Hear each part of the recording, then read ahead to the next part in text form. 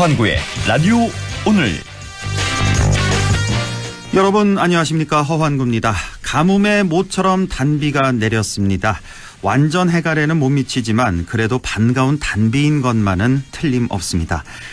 그런데 흔들고 있는 우리 경제에 단비는 언제쯤 내릴 수 있을까요? 추경호 부총리는 오늘 국내외 금융시장, 외환시장이 흔들리고 있는 상황을 언급하며 한마디로 복합위기가 시작됐고 더 심각한 것은 이런 상황이 당분간 진정되지 않고 계속될 것이라는 전망이 우세하다는 점이라고 말했습니다. 뛰는 물가에 우리만이 아니라 세계가 몸살을 앓고 있죠. 어젯밤 미국의 주식시장도 급락했고 오늘 우리 주식시장도 2,500선 아래로 주저앉았습니다. 경제 위기에 대한 불안감이 커지고 있습니다. 모레 목요일에 새 정부 경제정책 방향 발표가 예정돼 있는데요. 불안을 식히고 신뢰를 줄 수 있는 단비 같은 소식을 기대합니다. 진단이 나왔으니 이제는 빠른 처방이 나와야겠죠. 6월 14일 화요일 라디오 오늘 광고 듣고 시작합니다. 아유입니다. 어쩌면 우리는 지구 위에서 우리란 말을 가장 많이 쓰는 사람들 아닐까요? 우리 남편, 우리 손주, 우리 회사. 소중한 우리를 위해 우리가 바꾼다. 우리 마음속 첫 번째 금융, 우리금융그룹. 자, 던졌습니다. 돌직구인가요? 이건 처음 보는 철직구네요. 돌직구보다 빠른 주문과 배송 속도, 눈앞에서 확 떨어지는 가격까지. 이 놀라운 선수가 누구죠? 국내 최초 온라인 철강직구 쇼핑몰 스틸 1번가. 말씀하신 순간 철직구 오가네요. 스틸 1번가. 토레스. 처음이지만 강력한 이끌림.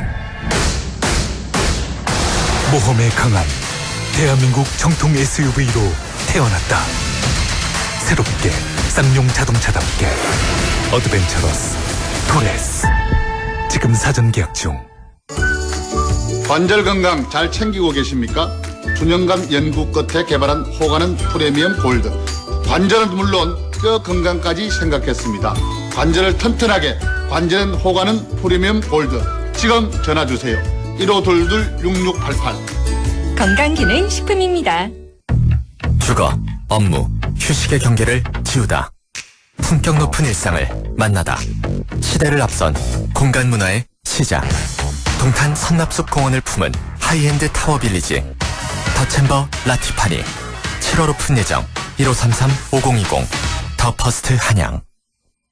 네, 라디오 오늘 화요일 순서 시작합니다. 일부 생활 속 법률 문제를 쉽고 명확하게 풀어보는 시간, 안형진의 쾌도난법, 안형진 변호사와 함께하겠고요.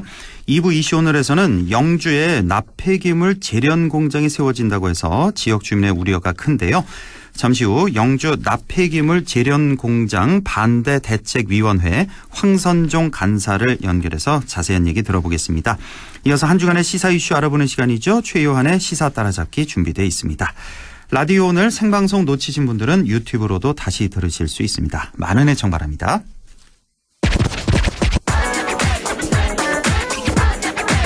네, 쾌도난법 시작합니다. 오늘도 안형진 변호사와 함께 하겠습니다. 안 변호사님 안녕하세요. 네, 안녕하십니까. 예, 자 오늘은 그 본론에 앞서서 그 며칠 전에 대구 변호사 사무실 그 방화 사건 있었잖아요. 네네. 저는 그 사건 보고 안 변호사 생각이 먼저 나더라고요. 네, 그때 방화가 일어날 당시에 제가 대구지방법원에서 재판을 하고 있었는데요. 그랬어요? 그 바로 인근이잖아요, 그러면. 바로 앞이잖아요. 예, 바로 앞에. 법원 이제 바로 옆에 있는 빌딩이었는데. 예. 그 재판을 하는 도중에 웅성웅성해서 보니까 불이 났다 그러더라고요. 알고 봤더니. 그래서 이제 무슨 불이냐 이랬는데 알고 보니 그래서 지금 저도 현장에서 충격을 받았고 지금 대구를 비롯한 법조계 전체가 지금 충격을 받은 상황입니다. 상당한 충격이고 사실 여기 변호사 생활하다 보면 이것도 뭐 그동안은 뭐 협박, 뭐 위협 이런 걸 많이 받았다면서요, 변호사가, 이 담당 변호사가? 예, 이게 보통 이제 의뢰인들이 자기 변호사한테 불만을 토로하는 경우는 많습니다. 많죠. 그런데 상대방 변호사를 상대로 이렇게까지 하는 건 많지는 않고 드물거든요. 더군다나 이거는 상대방 변호사를 상대로 이렇게 참 극단적인 행동을 했는데요. 이 분노 범죄 너무 심각해요 요즘에. 큰 예. 문제입니다. 문제는 이제 정치권 등에서 네. 이걸 이제 뭐 해결책을 찾아보겠다고 하는데 딱히 지금 해결책이 없다는 게 그 문제점입니다. 그렇네요. 예. 예. 아이고 하여튼 일하시다 보면 이런 협박 같은 것도 좀 받게 되나요? 변호사들이 종종 있나요? 저는 아직까지는 협박 아직까지. 한 번 이제 법정에서 봉변을 당한 적은 있는데요. 예, 변호사라면 뭐 누구나 다 그런 경험은 있을 겁니다. 그러니까요. 참 네, 그래서 꿋꿋이 뭐 열심히 일하고 있습니다. 봉변은 어떤 봉변을 당해보셨나요? 법정에서? 아니 뭐 예를 들면 뭐 법정 밖에서 이제 뭐 쭉 둘러싸서 뭐 막말이나 욕설을 한다든가 이런 게 되겠죠. 그렇죠. 네. 아이고 다시는 이런 일 없어야겠습니다. 자, 네. 오늘은 지난 시간에 이어서 뉴스에 회자돼서 귀에는 익지만 정확한 의미는 잘 모르는 그런 법률 용어 시리즈로 알아보고 있는데 오늘 세 번째 시간인데 네네. 자 뉴스를 보다 보면 우리 왜 법률 조항에 대해서 헌법재판소가 헌법 불합치 결정을 내렸다 혹은 위헌 결정을 내렸다 이런 기사 참 많이 봤습니다. 네, 그렇습니다. 뭐 같은 말 아닌가 싶기도 한데 헌법 불합치 결정하고 위헌 결정하고 이게 뭐 다르다면서요?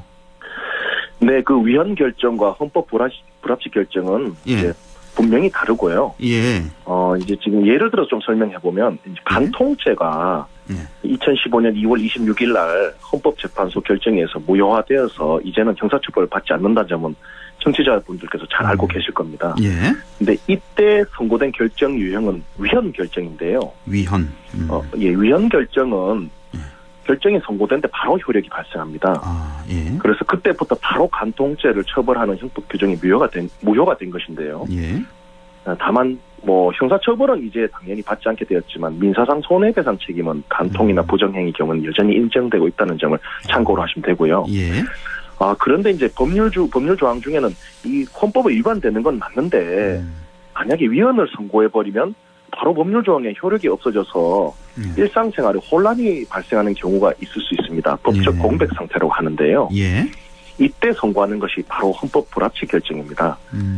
즉 심판 대상 법률 조항이 위헌이라는 점은 인정하면서도 해당 법률의 공백에 따른 혼란을 우려해서 법을 개정할 때까지 법의 효력을 한시적으로 인정하는 결정을 말합니다. 위헌이 맞긴 맞는데 네. 법의 효력을 한시적으로 인정을 하자. 위헌이지만 이게 이제 그렇습니다. 이게 헌법 불합치라고 그렇습니다. 하셨나요? 예. 좀 예를 들어서 설명해 주시면요. 예를 들면 이제 우리 형법에는 예전에 낙태죄가 있었습니다. 예. 그런데 2019년 4월 11일에 헌법재판소에서 낙태 관련 형법 조항에 대해서 이제 선고를 했는데 그 선고한 그 문헌이 어떻게 되냐면 관련 조항은 헌법에 합치되지 아니한다. 위 조항들은 2020년 12월 31일을 시한으로 입법자가 개정할 때까지 계속 적용된다라고 판시한 바 있는데요. 아까 말씀드린 바와 같이 이제 헌법에 합치하지 않는다는 걸 선언하고 잠정적으로 이걸 적용한다 이렇게 하는 거죠. 이게 헌법 불합치 결정의 전형적인 예입니다. 약 한 1년 8개월 후부터 적용한다. 그렇죠? 예, 이렇게 그때까지만 적용하고 그대로 그때까지만 적용하고 그 다음부터는 이제 위헌이다. 효력이 없다. 네네. 이렇게 되는 거고요. 예. 네, 이제 이렇게 이제 헌법 불합치 결정을 선고한 이유에 대해서 헌법재판소는 만일에 단순 위헌 선고를 하게 되면은 새로운 법률이 입법되기 전까지는 임신 기간 전체에 걸쳐 행해진 모든 낙태를 전부 처벌할 수 없게 되기 때문에 용인하기 어려운 법적 공백이 생긴다. 이런 점을 들고 있는데요. 어쨌든 법적 공백입니다. 그래서 법률 자체는 위헌인 건 맞는데 법적 공백을 우려해서 일정 시점까지는 그 적용을 허용하는 게 헌법 불합치 결정이다라고 기억하시면 되겠습니다. 그렇군요. 예. 그 문제는 이제 헌법 불합치 결정의 경우에는 입법자가 입법을 할 수 있는 시간적 여유를 주고 적용되는 한계 시점을 규정하는 경우가 있는데 그 시점까지도 국회가 새로운 법을 만들지 않는 경우가 많다는 겁니다. 그 아까 말씀드린 낙태죄 경우에도 2020년 12월 31일까지를 그 시한으로 했는데 현재까지도 새로운 법이 만들어지지 않아서 이제 법적 공백 상태가 만들어지고 있습니다. 그래요? 아직도. 검수완박법이나 임대차 3법처럼 뭐 정치적으로 이득이 된다 싶으면은 며칠 만에 뚝딱뚝딱 정강석가처럼 처리하면서 정작 낙태 관련 조항 굉장히 중요하죠. 이런 헌법 불합치된 법률에 대해서는 논의하면 욕만 먹고 하니까 손 놓고 있는 좀 국회를 보면은 국민의 한 사람으로서 참 답답하다는 생각이 듭니다. 아, 정말 그러네요. 이렇게 뭐 낙태죄 예를 들어주셨는데 뭐 이렇게 손 놓고 있는 법률이 상당히 많겠네요. 우리가 모르는. 그렇죠? 빨리 입법을 해야 되는데. 일례를 들자면 이제 공직선거법에서 예. 그 도의원 선거구 관련해서 뭐 인구 편차가 너무 이제 3대 1을 하한과 상한이 벗어난다 이렇게 헌법 불합치 결정을 내리고 이제 그 언제까지 이제 개정해라 이렇게 했는데 그 이번에 선거였죠. 이번 선거 직전에야 이제 공직선거법이 개정되어서 이제 도의원 선거구 확정되었는데요. 그렇군요. 이런 경우가 참 많습니다. 그렇겠네요, 정말. 예. 네. 예. 자, 그래서 다음 총선 때 좀 더 옳고 개하는 분을 좀 뽑아주십사 하는 바람이 참 강합니다. 그렇습니다. 예.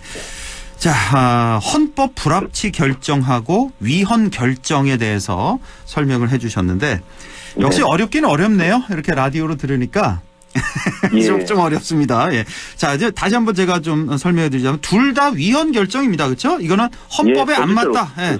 둘 다 결정인데 위헌 결정이란 건 그 선고 즉시 효력이 발생하는 거.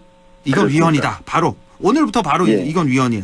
안 지켜도 된다. 이렇게 되는 거고. 무효가 되는 거죠. 무효가 돼 버리고 헌법 불합치 결정은 일정 기간 말미를 주는 거군요. 그러니까 관련법 개정이 될 때까지는 효력을 인정한다. 위헌이지만 그렇습니다. 그 법률을 인정하겠다. 뭐 1년이든 2년이든 그 어떤 기한을 준다는 거 이 정도로 기억을 하면 되겠습니다. 이제 뉴스에서 뭐 헌법 불합치, 뭐 위헌 결정 이런 거 나오면 이제 확실히 알 수 있을 것 같습니다. 네, 그렇습니다. 자, 그리고요 또 하나가 헷갈리는 게 뭐냐면 가석방이라는 게 있고 사면이라는 게 있어요. 지금 삼성 이재용 부회장이 가석방 상태잖아요, 지금. 그렇습니다. 근데 그 이재용 부회장을 두고 지금 가석방돼서 밖에서 활동하고 있는데 또 사면해줘야 된다 뭐 이런 얘기도 나오고 그래서 이게 두 개가 좀 헷갈리는데 이것도 좀 설명해 주시죠. 가석방과 사면. 아주 중요한 질문인데요. 일단 이재용 회장이 현재 가석방 상태인 건 맞습니다. 예. 근데 가석방이란 게 뭐냐 하면은 이제 징역이나 금고를 살고 있는 사람을 임시로 풀어주고 이제 일정한 가석방 기간이 경과하면은 형 집행을 종료한 것으로 보게 되는 제도입니다. 다시 말해서 가석방 기간 경과하면 형을 다 산 것으로 본다. 이런 제도가 가석방인데요. 이제 가석방 기간이 이제 무기형 같으면 10년으로 하고 유기형 유기징역이나 유기금고 같으면은 남은 형기로 하되 10년은 초과할 수 없는데 이 부회장의 경우에는 올해 7월이 지나면 가석방 기간이 경과되어서 형의 집행을 종료한 걸 보게 됩니다. 다 됐군요, 그러니까. 거의 다 됐는데 문제는 이제 8.15 사면이 거론되는 거죠. 그럼 뭐 끝나버리는데 왜 8.15 때 왜 집행이 종료된 이유인데 그러니까요. 교사 형벌이 없는데 왜 사면이 거론되느냐 하면은 특정 경제범죄 가중처벌에 관한 법률에 의하면은 이 법에 의해서 처벌받아서 하는 처벌을 이제 징역형이 집행이 종료되거나 집행을 받지 않기로 하는 확정된 날로부터 5년간 유죄 판결된 범죄행위와 밀접한 관련된 기업체에 취업할 수 없게 되어 있는데요. 다시 말해서 이 법에서 처벌받으면은 형 집행 종료에도 5년간 그 범죄와 관련된 회사는 취직을 못 한다는 겁니다. 특가법에 의해서 형이 다 끝나도 앞으로 5년간 그 회사에 취업을 할 수 없다, 일을 할 수 없다. 그렇습니다. 그래서 이재용 회장 경우는 형 집행 종료되더라도 5년간 이 법률에 의해서 삼성에 취업할 수 없게 됩니다. 근데 지금 하고 있잖아요. 가석방 기간 중에도 일을 하고 있잖아요. 심지어. 요거는 이제 그게 좀 약간 디테일한 건데요. 이재용 회장 현재 무보수로 일을 하고 있습니다. 무보수로 일하면 또 괜찮은 거고. 취업은 아니다 이렇게 이제 좀 빠져나간 거죠. 이거 좀 일종의 꼼수 아닌가요? 뭐 그런 비판이 있습니다. 취업 그렇죠. 현재는 가석방 기간 중이라서 보호 관찰을 받고 있는데 이런 어떤 기업 활동하는 거는 가석방 취지에 맞느냐 이런 의문도 있고 가석방 이후에 또 그렇게 하는 것도 그렇고 좀 무보수로 하면서 빠져나간다 이런 비판이 있는 건 사실인데요. 하여튼 이런 취업 제한은 법무부 장관의 승인이 있으면 또 풀려서 취업이 가능합니다. 법상 그렇고요. 그래요. 그래서 아까 말씀드렸듯이 일부 기업 회장들의 경우에는 이제 형 집행 종료하고 취업 제한이 걸려 있어도 무보수로 일하면서 이렇게 회피하는 경우도 있습니다. 그래서 이제 현재 하여튼 종료되면 그런 상황에 처해 있는 건 사실이고요. 근데 사면법에 따르면 사면과 복권을 별도로 규정하고 있는데 이제 특별 사면을 하게 되면 형 집행이 면제되고 다만 특별한 사정이 있을 때는 형 선고의 효력을 상실하게 할 수 있다라고 규정되어 있고 이와 별도로 복권이라는 건 뭐냐 하면은 형 선고로 인해서 상실되거나 뭐 정지된 자격을 회복한다는 건데 이재명 회장의 경우에는 이제 복권을 받게 되면은 예. 취업 자격 제한이 없어지는 것이죠. 그렇겠죠. 그 5년 제한 그게 없어지는 거죠. 그게 이제 없어지니까 그래서 이제 사면 복권을 해주어서 자유로운 상태 정지 활동하게 해주자라는 게 사면 복권의 내용이 근거입니다. 그래서 형사처벌이 끝나도 이제 이런 자격 제한이 있어서 사면 복권론이 이제 탄력을 받고 있는 건데요. 혹시요, 이 특별 사면 해줄 때요. 예. 사면은 해주고 복권은 안 해주는 뭐 이런 경우도 있나요? 아니면 사면 해준다 그러면 의뢰 다 복권까지 다 포함해서 그런데 해주게 이제 되나요? 형 집행을 종료한 경우에는 사실 사면을 해줘도 별 큰 일이 없죠. 뭐 그렇죠. 다 종료되어 있기 다 때문에 그래서 끝났으니까. 사면 복권을 동시에 보통은 해줍니다. 보통은? 정치인들이나 기업인들 경우에 이제 정치인들 같은 피선거권을 회복시켜주는 측면이 있고 기업인들 같으면 이제 아까 같은 취업 제한을 해제해준 측면이 있어서 사면 복권은 거의 같이 나간다고 보시면 될 것 같습니다. 그렇군요. 예. 그래서 이게 아까 말씀드렸듯이 취업 자격 같은 경우에는 법무부 장관 승인이 있으면 그 제한을 푸는 것이 현행법상 가능한데 또한 아까 말씀드렸듯이 지금도 활발한 대활동을 하고 있는 상황에서 곧해요. 이 부회장이 사면 복권까지 해주는 것은 특혜라는 반론이 있는 것도 사실입니다. 예, 그런 측면이 있고 덧붙여서 이제 이명박 대통령이 이제 형집행 정지를 신청했다고 하는데 이게 형집행 정지는 이제 형사소송법상의 제도입니다. 그래서 이거는 사면이나 뭐 복권, 가석방과는 별도의 제도고 이제 형의 집행으로 인해서 현저히 건강을 해하거나 생명을 보존할 수 없을 염려가 있는 때 또는 뭐 나이가 70세 이상인 때 기타 중대한 사유가 있으면 검사가 형의 집행을 일시적으로 정지시키는 제도인데요. 검사가요? 판사가 아니라 검사가? 예, 이거는 검사가 합니다. 그래서 집행정지 사유가 사라지면 재수감되어서 남은 형기를 채워야 된다는 점에서 이제 사면이나 가석방과는 좀 다릅니다. 형 집행 정지까지 이렇게 소개를 해주셨습니다. 그러니까 사면과 가석방 어떻게 다른지 알겠고 보너스로 형 집행 정지까지. 혹시 이게 형 집행 정지가요? 예전에 왜 박근혜 전 대통령이 형 집행 정지를 신청했는데 그 윤석열 당시 검사가 이걸 받아들이지 않았다, 이 신청을. 혹시 이게 그 형 집행 정지 이건가요? 예, 그렇습니다. 그렇죠, 이거죠. 그래서 그래서 그때 왜 박근혜 지지자로부터 왜 윤석열 현 당시 검사가 많이 좀 공격을 받고 그랬었던 기억이 나네요.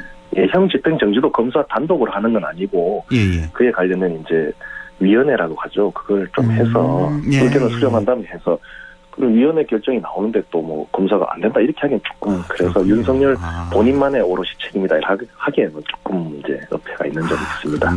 알겠습니다. 오늘 뭐 잘 배웠습니다. 오늘도 크게 봐서 한 5가지 배웠군요.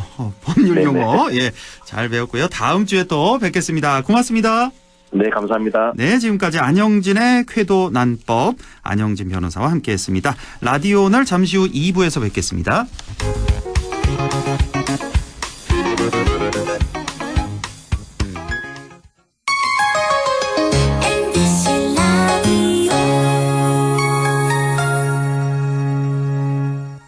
가구 살 땐 꼭 한번 가보자. 안동 명품 가구 백화점. 흑표 흑침대, 양성국 갤러리, 금성침대, 한국 가죽 소파, 장수돌 침대. 다양한 브랜드 가구를 한 곳에서 쇼핑할 수 있는 대형 가구 전시장. 안동 명품 가구 백화점. 예, 며느라. 밥 했어? 설거지 했어? 쓰레기 버렸어? 청소했어? 빨래했어? 개밥 줬어? 아들 낳았어? 딸 낳았어? 아무것도 안 하고 싶다. 이미 아무것도 안 하고 있지만 더 격렬하게 아무것도 안 하고 싶다. 지금은 그냥 라디오만 듣고 싶다. MBC 라디오. MBC 라디오. 라디오 청취자 10명 중 4명이 듣는 방송. 국가대표 라디오 MBC 라디오. Amazing performance. 완전 멋져요. Oh my. 역시 한국 드라마. 음악부터 드라마까지 한국이 다 한다. 한옥 인테리어에 푹 빠졌어요. 집안은 당연히 IoT로 꽉 찼죠. 아날로그부터 디지털까지 한국이 다 한다. 대한민국 쇼트트랙 또 한 번 해냅니다. 양궁 대표팀 정말 대단합니다. 빠른 것부터 정확한 것까지 한국이 다 한다. 왜? 다 잘하는 사람들이 모였으니까. 대한민국 국민이 있어 한국이 다 한다. 공익광고협의회. 마음을 열어줘.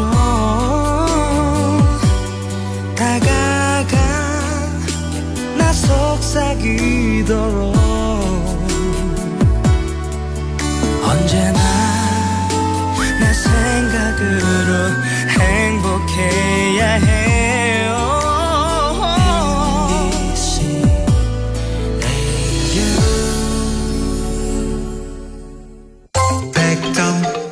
MBC 라디오.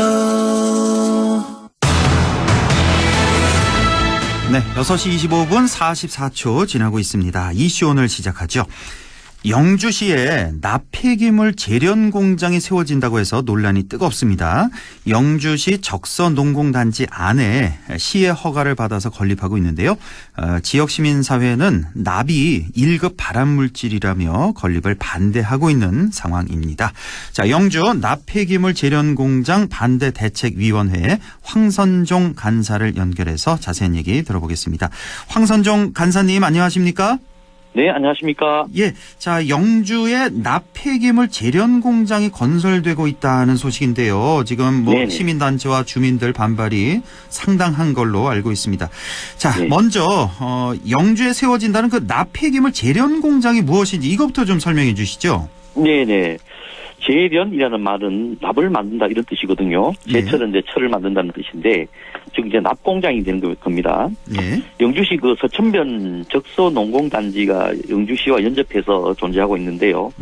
약 4,000평 규모의 부지에 자동차용 배터리 폐배터리에서 이제 납축전지를 수거해서 이제 분리를 해서 그중에 이제 전극이 납과 철로 되어 있는데 그것을 영주를 싣고 와서 지금 이제 건설하고 있는 공장의 용광로에서 녹이는 재련 공장입니다. 예.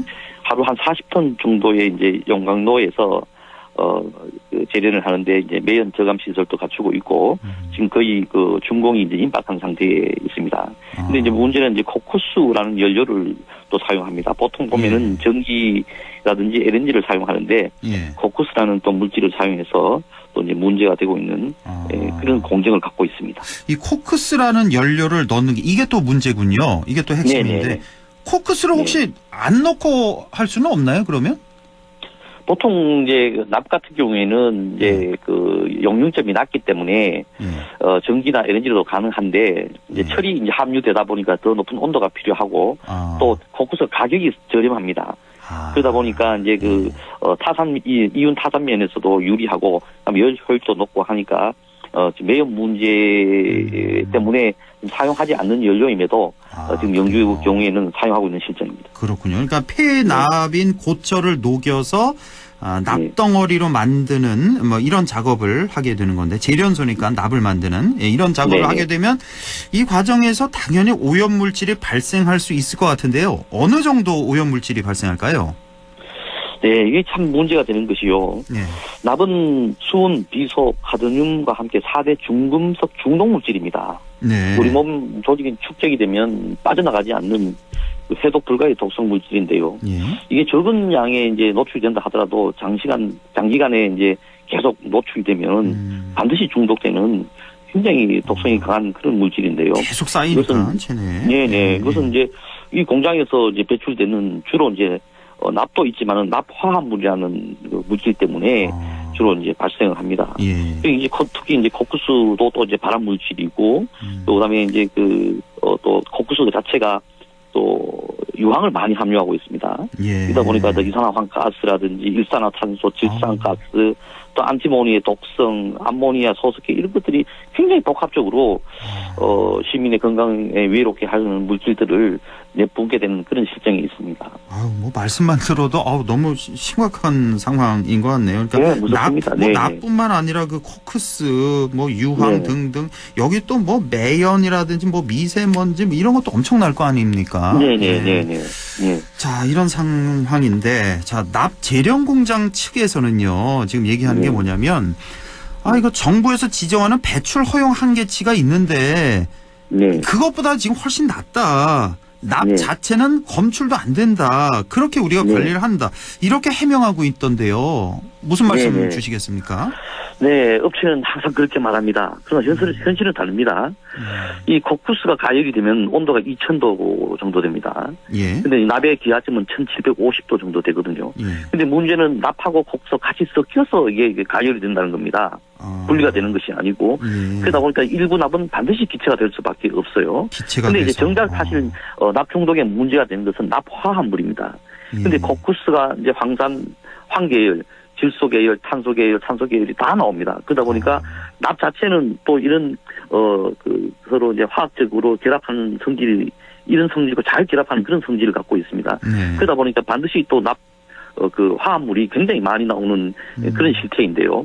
근데 납의 이제 영주의 경우에는 영주 공장의 경우에는 납의 배출 허용치가 1.5 ppm입니다. 1.5 ppm인데 일본 같은 경우에 채소류의 납 자유 허용 기준치는 1ppm입니다. 그럼 영주 시민들은 주변에 있는 시민들은 1.5 ppm에 계속 노출이 된단 말입니다. 근데 이게 장기간 노출되면 반드시 중독이 될 수밖에 없는 이제 이런 건데 우리나라에서 이 기준 자체가 굉장히 또 강화되어야 되는 그런 실정이 있고요. 이 납의 배출 허용치 자체가 1.5 ppm인데 이거 너무 높다 이거군요. 허용치 자체가. 이걸 낮춰야 된다. 최소한 1 ppm 밑으로는 가야 된다.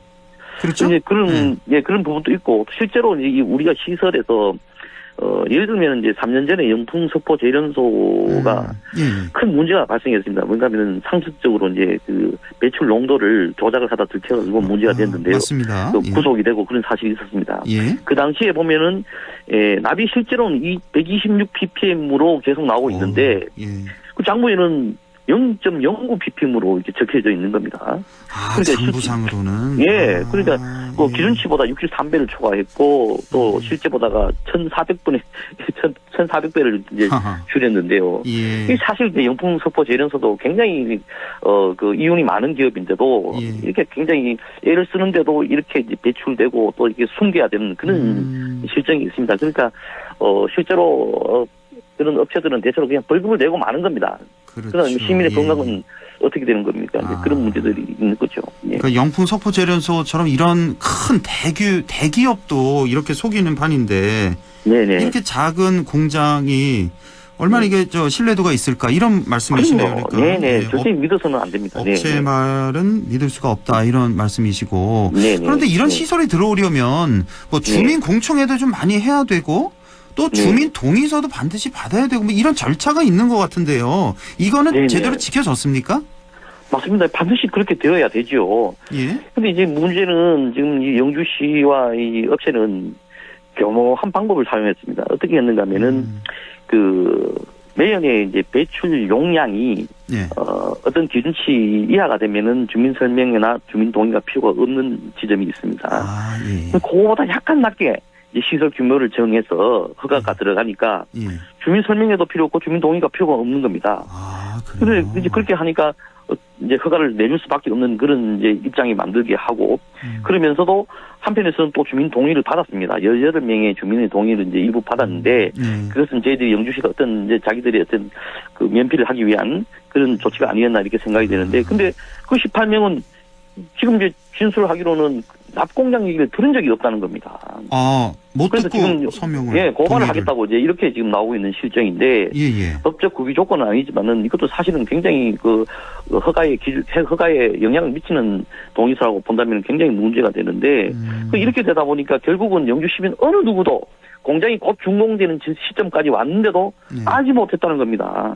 이게 시민의 세금으로 운영되는 시청이 해야 될 일은 아니지 않습니까? 그렇군요. 이 주민공청회나 주민동의 같은 이런 절차는 어떤 기준이 있는 거군요. 그러니까 재련소 같은 경우는 재련공장 같은 경우는 공장 부지가 4,000평이고 공장 건물 자체는 500평인가 봐요.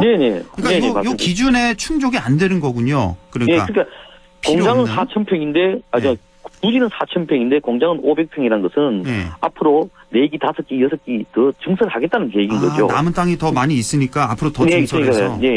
일단 허가 받을 때만 이렇게 하고.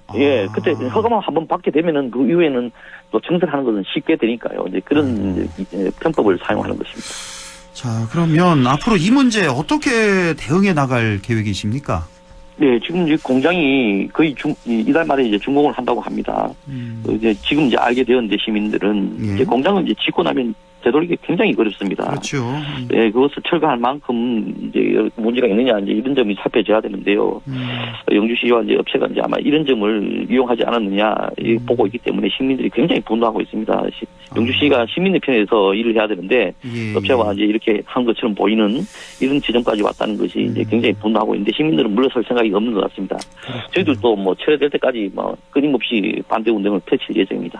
이 허가권이 이제 영주시에 있다 보니까 영주시 판단이 중요할 텐데 오늘 또 제가 조금 전에 한 뉴스를 보니까 그 박남서 영주시장 당선인 있잖아요. 오늘 뭐 업무 보고를 받았는데 그렇지 않아도 이 문제가 좀 제기가 됐나 봐요. 그래서 여기에 박남서 당선인이 재검토를 영주시에 요청했다.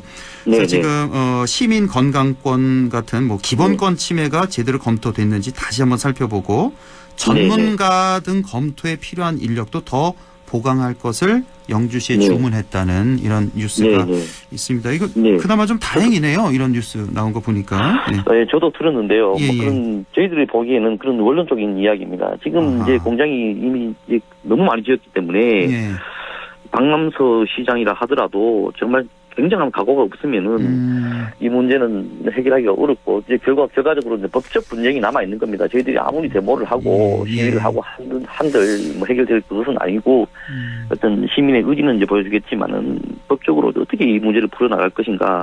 결국은 뭐 허가를 취소한다든지 뭐 공사 중지 명령을 내린다면은 반드시 그 소송을 하겠죠, 업체에서는. 이 문제를 어떻게 해결할 것인지 박남서 시장이 굉장히 고민을 해야 됩니다. 네. 지금 뭐 반대 대책위에서 보니까 그 뉴스에서 보니까 계속 주민들과 함께 이렇게 시위하는 모습 봤던 기억이 있는데 시위를 얼마나 오래 하셨습니까? 시위를 지금 저희들이 이제 한 달 일정표로 이제 어제 경찰서에서 한 달간 그 집회 그 장소를 허가를 받고 왔습니다. 받고 왔고 지금 이 순간에도 시청 앞에서 1인 시위를 하고 있고요. 내일은 이제 비가 오지 않으면 또 집회를 할 예정인데 또 비가 예정이 돼 있어서 저희들 뭐 다양한 방법으로 특히 이제 뭐 서명 운동도 지금 3만 명을 목표로 준비하고 있고요. 그다음에 이제 SNS 운동 뭐 시민들과 함께 하고 가두에서도 가두 방송이라든지 또 대규모 집회 뭐 소규모 집회 이렇게 다양하게 저희들이 준비를 하고 있습니다. 지금 뭐 반대 대책위에서도 수고가 많으시고 그 지역 주민들도 고생이 너무 많으시겠네요 지금. 네, 시민들이 굉장히 안타까워하고 분노하고 있습니다. 어떻게 이런 일이 있느냐 이제 이런 건데요. 이거 참 우리 지역 사회 굉장히 큰 문제입니다. 이번 기회에 저희들이 이거 뭐 정치적인 그런 문제들 또 행정적인 그런 문제들에 대해서 경각심을 불러일으켜야 된다고 그렇게 보고 있습니다. 예, 영주 납폐기물 재련 공장 우리 모두 관심을 좀 갖고 지켜봐야 될 것 같고요. 자, 우리 황선종 간사님 같은 경우는 이제 내성천 보존회 활동을 오랫동안 해오신 걸로 알고 있는데, 자 영주댐은 해마다 녹조 문제가 발생했는데요. 혹시 올해는 좀 좋아졌나 모르겠네요. 어때요? 좋아질 리가 없습니다. 지금 뭐 영주댐이 그 이제 2016년도 보니까 8년 뭐 이렇게 이제 계속 이제 담수를 해왔는데요. 매년 뭐 녹조 때문에 문제가 생기는 그 전국에서 지금 뭐 공식적으로 제일 수질이 안 좋은 댐으로 알려져 있고 이제 소위 녹조댐으로 이제 알려져 있는 실정입니다. 근데 이제 이런 문제들이 이제 외부에서 보기에는 이제 큰 문제가 아닌 것처럼 이제 보여지는데요. 왜 그런가 하면은 지금 2016년도 첫 담수 때부터 매년 여름에 화학약품을 투입을 합니다. 폴리연마 알루미늄이라는 것을 주로 이제 투입을 하는데요. 응집제를 이용해가지고 이제 그 희석을 시켜서 수질이 조금 더 좋아 보이도록 그렇게 이제 위장하는 그런 설수거든요. 근데 이게 이런 문제들이 지금 계속 이렇게 이제 하지만은 약품이 만약에 이것도 이제 그 알루미늄 계열인데 뭐 치매 같은 것을 유발할 수 있는 그런 물질인데 이것이 많이 중단된다면은 2017년도에 나타났던 그런 굉장한 녹조 현상이 발생하죠. 2017년도에 녹조 같은 경우에는 그 녹조된 물을 방류를 하니까 하루에 70km 이내에 하천 내에 있던 버드나무가 다 죽어버렸습니다. 굉장히 그 저희들은 이 문제를 굉장히 조사를 해달라고 이렇게 예고를 해도 환경부나 뭐 관계기관에서는 뭐 장치가 없다는 뭐 이런 식으로 이제 했는데요. 이 문제는 이 약품이 투입되지 않으면 영주댐은 정말로 존재할 수 없는 그런 정도의 소지를 갖고 있고 원래도 변함없습니다. 네. 네, 영주댐 녹조 문제 나아진 게 전혀 없다는 말씀이시고 그 외에 영주댐 안전성에 대한 문제 제기도 있었잖아요. 네, 지금은 맞습니다. 어떤 상황입니까? 네.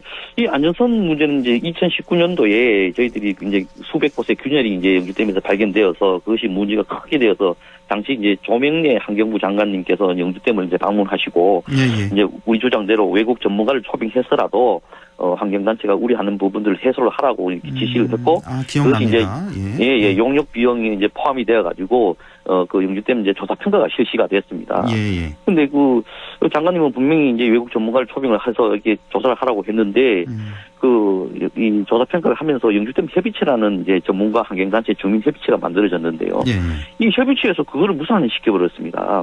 그것도 마지막 회의에서 코로나 이 핑계를 대면서 그것을 이 회의에서 없는 것으로 해달라 이렇게 이 안건이 올라오는 상황을 보고 저희들이 굉장히 화를 냈습니다. 환경부 장관 지시 사항이었잖아요. 네, 이렇게 말이 안 되는 일이 벌어져서 그래서 이제 이런 부분들을 이제 주로 이제 전국 환경운동 연합에서 이게 주축이 돼서 이제 그런 행위를 이제 했는데요. 결과적으로 이제 그 2년간의 조사 평가는 얼룩진 보고서도 없는 조사 용역이 되고 말았습니다. 지금 보고서도 없습니다. 그래서 저희들이 보기에는 저희들이 무조건 영주댐을 철거하라 이런 얘기하는 게 아니고 조사 평가를 정확히 하자. 정확히 해서 그 평가에 나온 대로 따르자. 우리도 저희들은 문제가 있다고 보기 때문에 주장하는 것이지만은 그 조사가 이렇게 돼서 되겠느냐 해서 다시 조사를 해야 되지 않겠느냐. 저희들은 이렇게 보고 있고 영주댐은 지금 원래 9년째 준공이 안 되고 있습니다. 준공검사를 합격을 못했기 때문인데 이 준공 못하는 때문에 지금 계속 지금 담수도 지금 못하고 있거든요. 지금 물 다 빼고 있는데요. 뺀 상태로 이렇게 있는데 이 상태로 가서야 되겠느냐 하는 그런 문제가 있습니다. 그럼 앞으로 이거 어떻게 처리해야 되겠습니까? 영주댐 문제? 영주댐 문제는 지금 이제 갑론을박 다시 말해서 A쪽 견해, B쪽 견해 이런 문제가 아니고요. 어떤 진실을 숨기고 감추고 이런 지경까지 왔습니다. 지금 방금 전에도 설명했다시피 어떤 것을 감추기 위해서 어떤 편법을 쓰고 전문가를 초빙 못하게 하고 이런 결정이 있는데요. 지금 영주댐은 이 상태라면 100년이 가도 준공이 안 됩니다. 이 문제는 결과적으로 이제 검찰이나 수사기관에서 도대체 뭐가 진실인지를 밝혀야 되는 이제 그런 시점까지 왔고 또 수자원공사 스스로도 지금 문제투성이 이제 영주댐을 철거할 것이라고 보고 있습니다. 알겠습니다. 이렇게 오늘 영주 납폐기물 재련 공장 문제와 영주댐 현황까지 이렇게 알아봤습니다. 오늘 말씀 잘 들었습니다. 고맙습니다. 네, 감사합니다. 예, 지금까지 영주 납폐기물 재련 공장 반대 대책위의 황선종 간사였습니다. 라디오 오늘에서는 청취자 여러분의 참여를 기다리고 있습니다. 우리 지역에서 발생한 사건 사고 소식이나 함께 토론하고 싶은 내용을 안동 MBC 홈페이지 라디오 오늘 게시판에 올려주시기 바랍니다. 전화와 문자 참여도 하실 수 있습니다. 전화는 851국에 7191번, 문자는 샵 0913번으로 보내주시면 됩니다. 문자는 단문 50원, 장문 100원의 정보 이용료가 있습니다. 여러분의 많은 참여 바랍니다.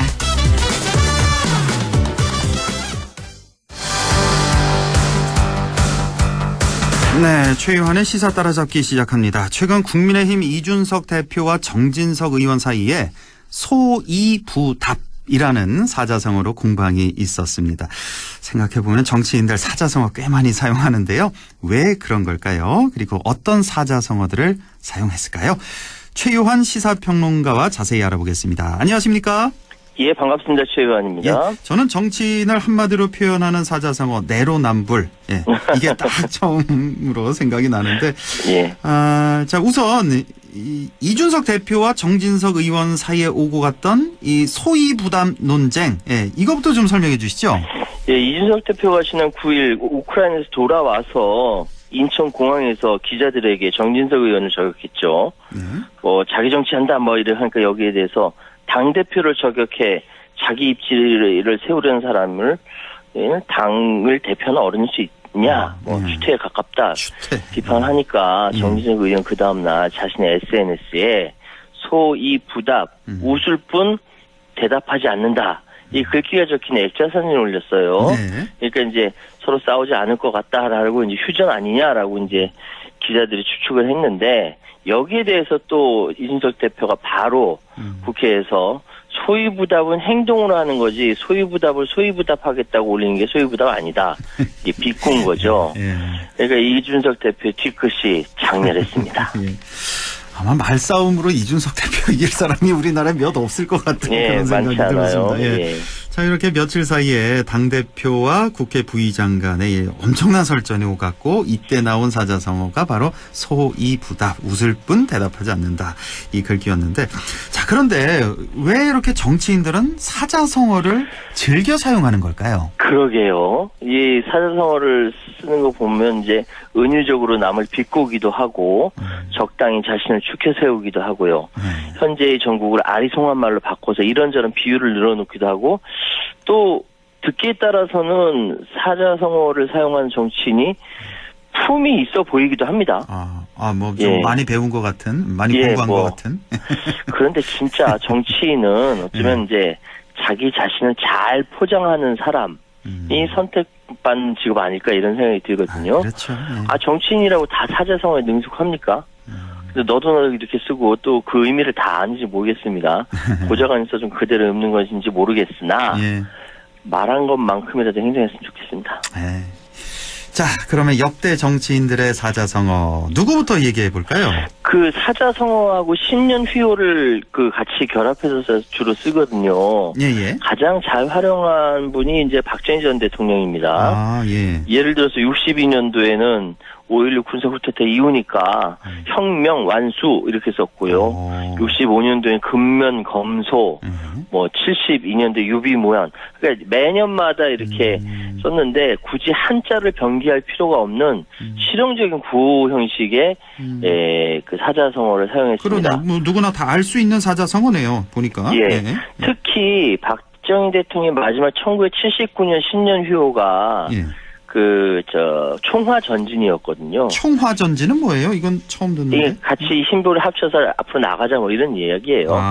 그런데 이 직접 휘호를 썼고 이거를 푸틴 러시아 대통령이 미술품 시장에서 구입을 했네요. 그리고 2016년 9월에 박근혜 대통령에게 선물로 주기도 했습니다. 그랬어요? 그런 일이 있었어요. 박정희 대통령의 사자성어 특징은 이제 온통 단결하라, 홀로 서라, 하라는 식의 이제 하라, 으름장이라고 해서 사실 신년 휘호가 아니라 신년 협박이다, 이런 비판의 목소리도 있었습니다. 그렇네요, 정말. 박정희 대통령 얘기하니까 또 박정희 정권의 또 2인자 김종필 전 총재도 이런 거 좀 많이 썼던 기억이 나는데요. 김종필 총재야말로 정말 말을 잘 고르고 말 잘 다루는 정치인입니다. 이런 분이 없는 것 같아요. 그 말의 예술가라고 이제 평가를 하는데 대부분 이제 분명하기보다는 중의적이고 은유적이고 그래서 늘 다양한 해석과 그런 여러 가지 의미가 뒤따르게 됩니다. 줄탁동기 어려운 말인데 모든 일은 때가 있다. 이게 97년도 대선 정부 앞두고 썼어요. 그리고 사유무에 98년도에 거침없이 생각하겠다. 연합정권이니까 그때 DJP 연합 거침없이 생각하겠다. 뭔가 의미가 있지 않겠습니까? 그 외에도 오자성어, 육자성어도 많이 썼는데 자의반, 타의반 이게 직접 썼고요. 이때 나온 거예요? 자의반, 타의반이? 그렇죠. 그리고 특히 98년도 말 내각제 문제로 DJ와 갈등 빚을 때 생소한 우리말인 몽리라고 썼어요. 이거 어떻게 하셨는지 모르겠는데. 몽리 부린다 이런 많이 쓰잖아요. 맞습니다. 요즘에는. 아마 이게 김종필 총재가 쓰고 나서 많이 쓰게 된 것 같은데. 근데 몽리는 정당한 요구를 몽리라고 얘기하고 부당하게 때를 쓰는 것은 틀물레질이라는 우리말이 있습니다. 틀물레질. 이 해석이 다르다라고 친절하게 설명까지 했습니다. 그래요? 몽리, 우리가 보통 좀 몽리 하면은 좀 부정적인 의미잖아요. 몽리 부린다, 떼 쓴다, 고집 부린다. 말에 의하면 몽리는 정당한 요구고 부당한 때는 틀물레질이라고 해서 과거 민주당 시절 노태우 대통령의 사사건건 부딪히는 YS에 대해서 비판하면서 은연중에 자신 말이 맞다라는 의미로 사용한 거죠. 그렇군요. 자, 그리고 그 이후에 이렇게 생각해보면 DJ, YS도 사자성어, 신년 휘호로 많이 사용했던 것 같은데요. YS는 대도무문, 큰 길을 가는데 문이 없다라는 뜻으로 많이 썼고요. 예. DJ는 이제 경천애민, 경천애인 뭐 많이 쓰고 특히 IMF 사태를 극복하겠다라는 의지로 실사구시도 상당히 많이 사용했다라고 합니다. 아, 그렇군요. 이건 뭐 직접 휘호를 써서 주변에 있는 사람들한테 선물로 나눠줬어요. 뭐 대부분 다 이제 딱 들어도 알 수 있는 그렇게 어렵지 않은 사자성어를 두 분은 썼고 이후에 이제 노무현 대통령은 어땠습니까? 2005년도에 우공이산이라는 사자성어를 내놨는데요. 우공이산. 어리석은 노인이 산을 옮긴다. 이거 열자 탕문편에 나온 말입니다. 쉬지 않고 꾸준히 한 가지 일만 열심히 하면 맛있는 큰일을 이룰 수 있다. 우공이산. 근데 이제 이 우공이산을 본따서 노무현 대통령이 인터넷에서 노공이산이라고 필명을 썼다고 합니다. 아, 여기 뭐 노인 노자겠네요. 늙을 노자. 아. 그러니까 근데 노무현 대통령 서거 전날 사저 뒷뜰에 있는 풀을 다 뽑으라고 하고 이 우공이산 액자를 떼라고 했다고 합니다. 착잡한 신정할 것 같아요. 아, 그런 뒷얘기가 있습니까? 우공이산. 아, 그러니까 어리석은 노인이 산을 옮긴다. 여기서 뭐 어리석을 우자를 썼는데 여기서 어리석은 그렇게 뭐 나쁜 의미는 아니군요. 그러니까 꾸준하게 남들이 다 어리석다라고 비판하고 욕을 해도 꾸준히 하나씩 옮기니까 산이 옮겨졌더라 그런 의미죠. 뭐 바보 노무현이 그 바보가 나쁜 의미가 아닌 것처럼 마찬가지로. 자, 이후에 이제 뭐 이명박 대통령, 박근혜 대통령은 어떤 말을 주로 썼습니까? 근데 여기서부터 말이 좀 어려워져요. 그러니까 이명박 대통령이 2007년 당선 직전에 대선 주자 시절에 한천자구 이건 뭐예요? 어지러운 세상이 계속되고 백성의 도탄에 빠지면 하늘이 길이를 열어준다. 자기 자신 찍으라는 거죠. 그래서 그래요? 한천자구. 아, 이건 좀 어렵네요. 한천자구. 그리고 나서 당선되고 나서 2007년 12월 30일 날 2008년을 규정하는 사자성어로 시화연풍, 나라가 태평하고 해마다 풍년든다. 이게 이제 그 2008년도에는 나라 태평하고 해마다 풍년이 들 거다라고 이제 쓴 거죠. 근데 그리 태평한 것 같지는 않았고요. 박근혜 대통령은 2013년 6월 29일 중국 칭화대 연설에서 사자성어 역지사지, 관포지교, 삼고초려 등을 언급하긴 했지만 박 전 대통령 자신이 직접 사자성어를 발표한 적은 없습니다. 아유, 시간이 딱 1분 정도 남았는데요. 좀 1분 정도 좀 정리해 주시죠, 오늘 얘기. 일단은 정치인들이 사자성어 쓰는 거, 쓸 수 있는 사람은 쓰겠는데, 말과 행동이 같았으면 좋겠고요. 특히 이준석 대표 같은 경우, 이제 1년 지나고 나서 이제 자기 정치하겠다라고 했잖아요. 자기 정치가 어떤 건지 굉장히 궁금하지만, 저도 사자성어로 정리할게요. 수기치인, 닦을수, 몸기, 다스릴 치, 사람인, 내 몸 닦고 나서 남을 다스린다는 뜻인데요. 공자님이 이걸 인이라고 했답니다. 그 집권여당 대표 수기치인 명심해 주셨으면 좋겠습니다. 이 방송 들으려나 모르겠네요. 수기치인, 그러니까 내 몸 기자인데 이거 나 기자로도 쓰이잖아요. 그렇죠? 그러니까 내 몸을 먼저 닦고 남을 다스려라, 뭐 이런 뜻이군요. 아, 이거 한 가지만 좀. 기자회견 저도 다 봤는데요. 이 대표 말대로 이제 자기 정치, 자기 꿈을 이제 앞으로 펼쳐보겠다. 이 말을 그대로 받아들여야 되는지 아니면 그 성의혹 그 윤리위 회부 문제가 있잖아요. 그 위기 상황 속에서 나온 말인지 어떻게 해석하세요? 한마디로 그냥. 저는 이제 그러니까 윤리위 문제는 크게 문제될 것 같지가 않아요. 집권 여당 정권 시작된 지 얼마 안 된 상황에서 이거 문제 삼으면 한도 끝도 없이 문제될 것 같은데 그보다는 이준석 대표가 앞으로 내부에서 치열한 권력 투쟁하는데 자신 물러나지 않겠다라고 선언한 걸로 이해하고 있습니다. 알겠습니다. 자, 지금까지 최요한 시사평론가와 함께했습니다. 고맙습니다. 감사합니다.